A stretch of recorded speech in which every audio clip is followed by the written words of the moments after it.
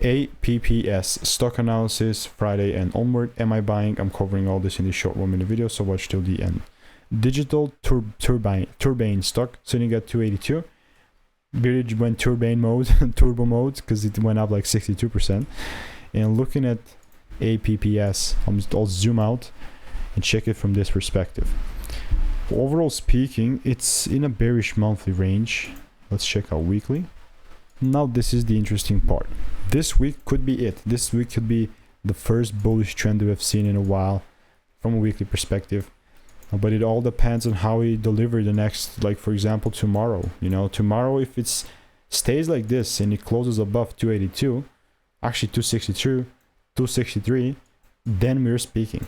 So still mark out the demand zone.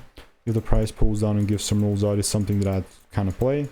But again, it's just a game of waiting. So if you want to learn the strategy that I'm using free, check the photos link in the description. All reviews 5 stars.